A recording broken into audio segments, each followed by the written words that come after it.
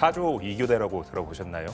말 그대로 4개 조로 2교대를 한다 이런 의미겠죠? 맞습니다. 2개 조가 하루 12시간씩 일하고 나머지 2개 조는 쉬는 그런 근무 체계를 말하는데요. 지금 산업 현장에서는 4조 2교대 바람이 불고 있습니다. 예. 이번 달부터 SK이노베이션이 울산 공장 노동자들의 근무 형태를 4조 3교대에서 4조 2교대로 전면 전환했고요. LG 디스플레이는 지난해 12월부터 업계 최초로 4조 2교대를 도입했습니다. 네. 애경 케미칼도 지난해 12월부터 울산 공장의 생산직 노동자 근무 형태를 4조 2교대로 바꿨고요. 현대제철 노사 역시 올해부터 4조 2교대를 도입하는 것에 합의했습니다. LG화학과 롯데케미칼은 4조 2교대 도입을 논의하고 있고요.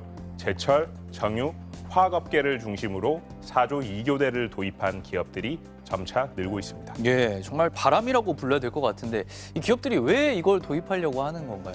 현장에서 젊은 세대를 중심으로 일과 삶의 균형, 이른바 워라밸을 중시하는 분위기가 커지고 있기 때문인데요. 예. 워라밸 측면에서 왜 4조 2교대가 선호되는지 4조 3교대 근무 비교해서 설명해드리면 더 이해가 빠르실 것 같습니다.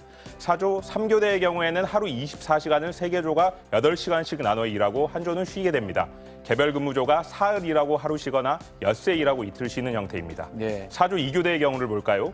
2개 조가 12시간씩 일하는 동안 2조는 쉽니다. 이렇게 이틀 일하고 이틀 쉬거나 사흘 일하고 사흘 쉽니다. 예. 4조 2교대 근무 형태를 4조 3교대와 비교했을 때 전체 노동시간은 같습니다. 하지만 하루 노동시간이 4시간 늘어나는 대신 휴일 수는 103일에서 190일로 2배 가까이 늘어나는 효과를 얻게 됩니다. 예. 휴일이 많아지면서 취미 생활이나 자기 개발할 수 있는 여건이 나아지고요.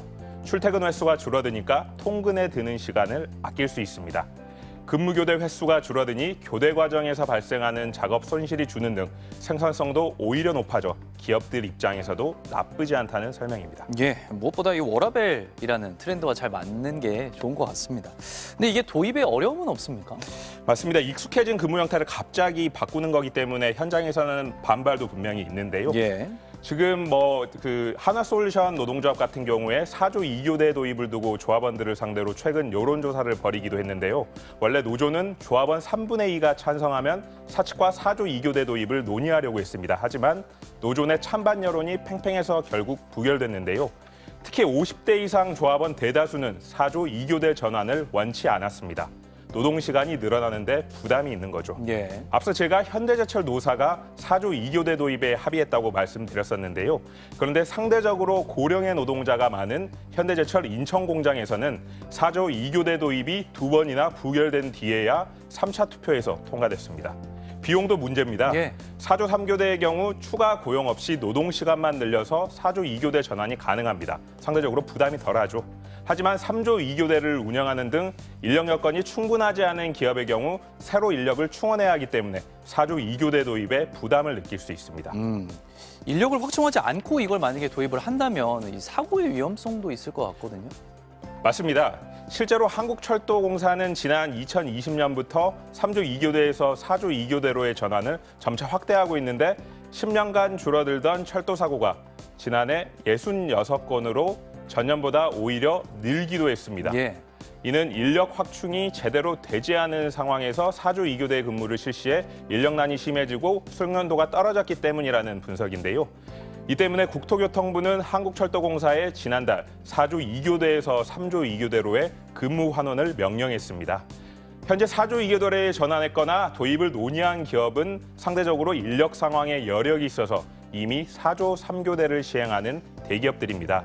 상대적으로 열악한 중소기업 노동자들에겐 4조 2교대제가 그림의 떡인 겁니다. 예, 대기업과 중소기업의 임금 격차가 커지고 있다 이런 이야기도 나오는데 이런 부분에서도 좀 격차가 느껴지는군요. 알겠습니다. 이재욱 기자 잘 들었습니다.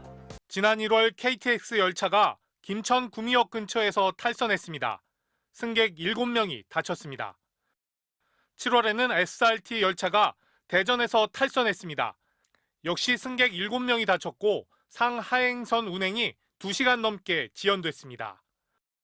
올해 발생한 열차 탈선 사고는 13건, 열차 선로를 바꿔주는 선로 전환기 불량, 선로 노후, 열차와 열차를 연결하는 장치 이상, 사고 원인은 대부분 정비 문제였습니다. 전문가들은 인력 부족을 지적하고 있습니다.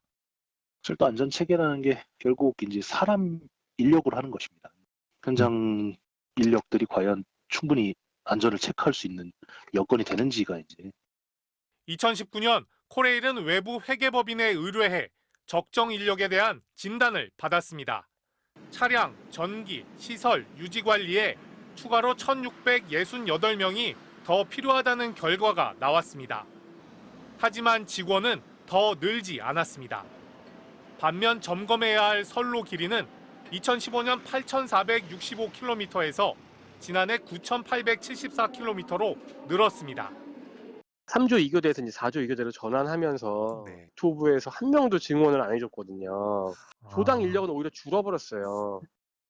실제로 주말 사이 발생한 경기도 의왕시 오봉역 사망 사고는 보통 3명이 하던 일을 2명이 하다가 발생했습니다. 탈선 사고 직후 원희룡 국토부 장관은 코레일은 하나부터 10까지 모두 바꿔야 한다고 질타했습니다.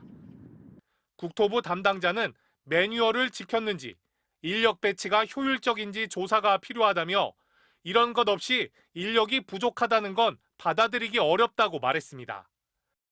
윤석열 정부는 코레일을 포함한 공기업들이 방만하다며 예산과 인력을 줄이라고 요구하고 있습니다. MBC 뉴스 박진준입니다.